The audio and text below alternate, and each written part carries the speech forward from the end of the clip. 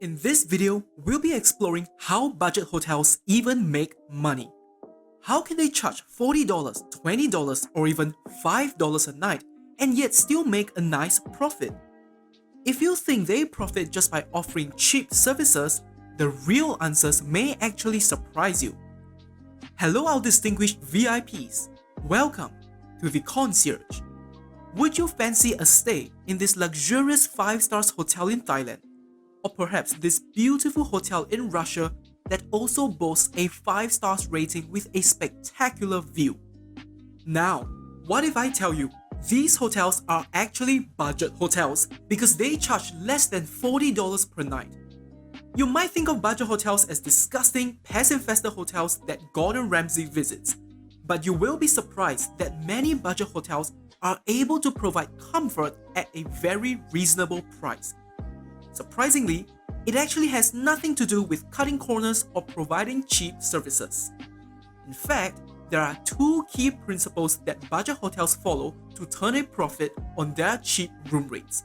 The second principle is so powerful, it is actually driving the rapid expansion of budget hotels in China and could very well revolutionize the hotel industry.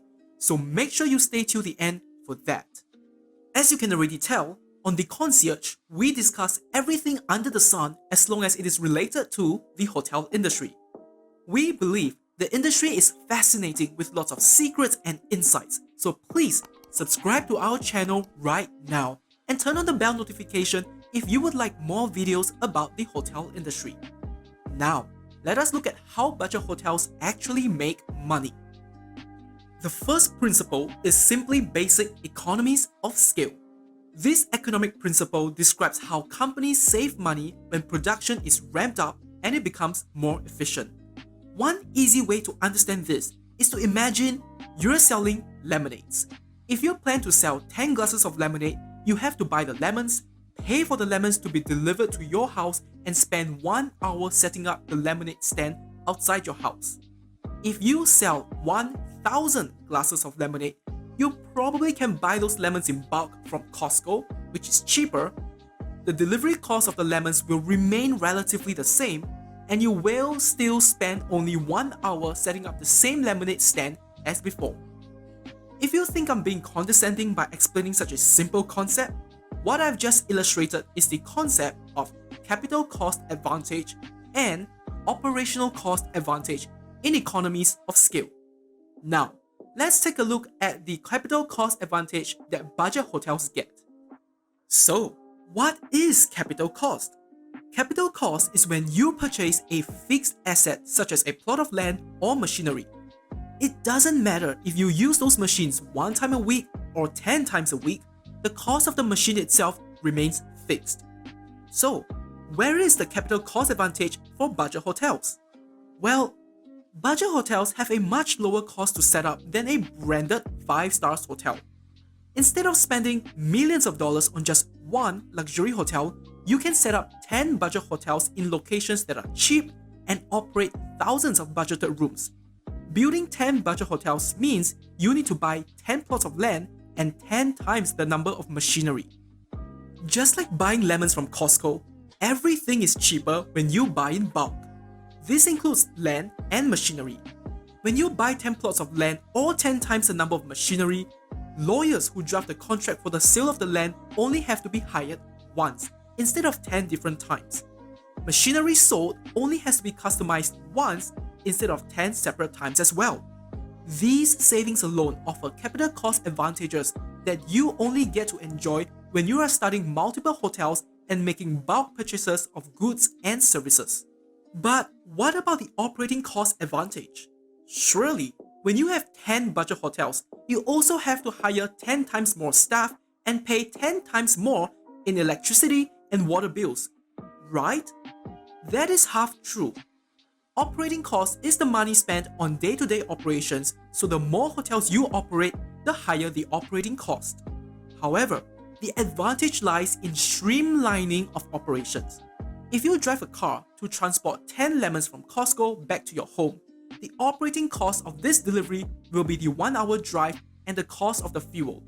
Transporting 100 lemons will cost the same because the drive will still be 1 hour long and the cost of the fuel remains the same as well. Now, imagine instead of lemons, you were transporting dirty laundry. Hotels have to send thousands of sets of dirty laundry to be washed at a cleaning facility every week. Having 10 hotels means that this process can be streamlined. You don't actually have to deliver the laundry 10 times because a big truck could pick up laundry from 2 hotels instead of just 1. Similarly, it may not require 10 times more washing machines at the cleaning facility as the machines can be used again and again at maximum capacity to accommodate the increase in workload. Finally, even the staff can be streamlined. Just imagine you have 2 accountants handling the finances for 1 hotel. Now, just because you now have 10 hotels does not mean you will need 20 accountants for your finance department. In fact, the same 2 accountants could perfectly still handle the finances of all 10 hotels. You may have to add just a few more accountants to ensure everyone's sanity, but it certainly will not be a 10 times increase. The second principle is the incredible power of data analytics. Let's bring in an example we are all familiar with: YouTube. With millions of viewers each day, YouTube collects an immense amount of data and can accurately predict the kind of content you would want to watch. If you are inquisitive, have got a curious mind, and have been watching a lot of hotel videos, YouTube may recommend our channel to you. Just kidding, we are not anywhere near that yet. But you can help us get there faster by liking this video and subscribing to our channel. Do it now and turn on the bell notification so that YouTube might actually start to notice us. Okay, shameless self-promotion aside, when YouTube gets data about your background such as age, gender, race, education level, and more, it can even predict what new videos you may like based on what others who are similar to you have been watching. There are 2 ingredients you need to emulate YouTube's success with data analytics: data collection and scale. If we look at data collection, budget hotels can collect so much more data as compared to a branded luxury hotel. One luxury hotel typically has a few hundred rooms, which means they receive thousands of guests each week. Budget hotels may have slightly fewer rooms, but they can actually receive tens of thousands of guests each week. You might be thinking, how is this possible? Well, the first reason is the high turnover rate. Branded hotels may attract families or people on business trips that tend to stay for more days. In contrast, budget hotels appeal more to backpackers, budget-conscious youths, and adventurers who are hopping from hotel to hotel with only a couple of nights spent at each hotel. This means that budget hotels could potentially receive more unique guests each week. Secondly, because budget hotels are cheaper to build and operate, it is likely for several budget hotels to be owned by the same company. This means the company as a whole could receive tens of thousands of guests each week across all of its hotels. This is the best data collection advantage budget hotels get to enjoy. More data collected from tens of thousands of guests would mean more feedback received. This can lead to understanding the guest demographics, what they enjoyed, and more importantly, what they did not like about their stay. With this information, budget hotels can quickly make the necessary improvements and ramp up services that customers love. This is exactly how YouTube does it. If YouTube only had a few hundred viewers each day, they would not be able to collect enough data to accurately predict what kind of videos you want to watch and what kind of videos will annoy you. Having a large volume of viewers, or in the case of hotels, having a large volume of guests is key to collecting a lot of useful information.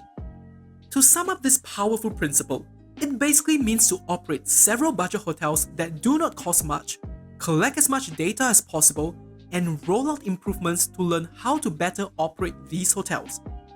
In a research published by Credit Suisse, this concept is now being used by the branded economy hotels in China. Take a look at this screenshot from the research. It says that based on this flexible asset-light strategy and standardized business model, they are able to replicate hotels rapidly across the country. This means that whatever lessons learned at each budget hotel can then be applied at all the other budget hotels so that together they can learn from each other's feedback and replicate their success all over China. One example of such success is the Home Inn's hotels in China. They account for a staggering 20% of all economy hotels in China. Home Inn is expected to have 4,000 budget hotels by the end of this year, and they are adding hotels like they are playing a game of Monopoly with unlimited cash.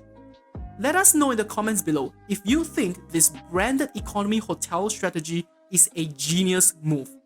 Speaking of genius, we hope that is how you feel you've become every time you finish one of our videos. This video made use of a lot of economic principles so that we can appreciate the advantages of how budget hotels actually make more money. Please like this video and subscribe to our channel. Remember to turn on the bell notification when you do so, and support our channel as we connect you with the hotel industry. We hope you've enjoyed your stay with us. This is The Concierge, checking out.